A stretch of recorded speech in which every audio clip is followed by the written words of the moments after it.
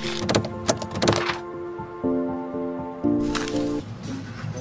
guys, magandang araw. Panibagong vlog, panibagong ano naman tayo. Ayan, ito pala guys, isang Shih Tzu, choco liver. So, hindi lang siya guys, hindi, pero siya buntis. Ano siya buntis yan. So, sa ngayon guys, simula nung in-start, siya, kaya pinag-groom to ngayon kasi siya 58 days na. So dinala dito sa grooming station namin para ipag-groom. Kasi simula nung na-stud, so hindi siya pwedeng maligo, hindi siya pwedeng hawak-hawakan, hindi siya pwedeng pakawalan, patakbuhin.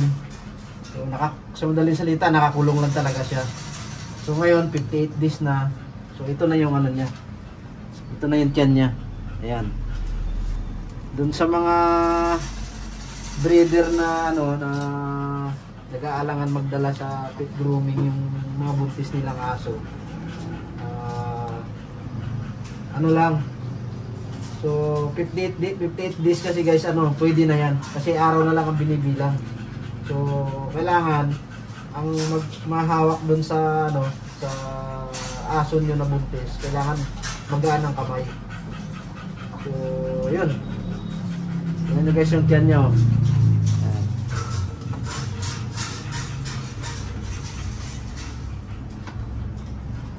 So yung ibig ko po pala sabihin na magaan ang kamay, yung bang basta lang siya sa umawak sa buntis. Dahan-dahan, hindi yung ganun balibag dyan, medyo yan kasi buntis to iniingatan natin. Ayan. Para pag nanganak siya, malinis na ang katawan niya. Naiksi na rin ang kuko. Lahat. Ano guys yung tiyan niya, ang laki. Wala. So, yun lang guys. Basta kung meron kayong mga buntis dyan, huwag kayong matakot na dalhin sa pet grooming. Kasi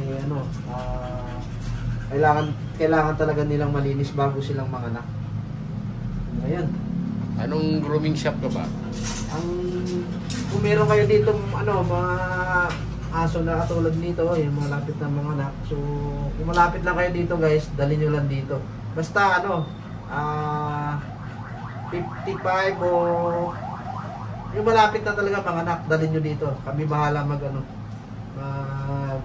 mag-groom sa aso nyo. Ayan lang guys. Bye-bye. Ayan pala guys, dagdag ko lang kasi yung iba nagtataka bakit 58 days kahit na nanganak na walang gatas.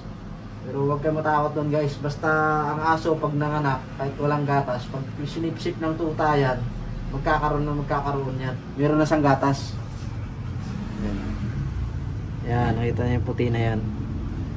Gatas yan. Pero yung ibang didi niya, medyo wala pa. Ayan, wala pang gatas. Pero ito, pag nanganak to, basta hayaan nyo lang dumidi yung tuta doon. Alalayan nyo lang. Magkakaroon yan.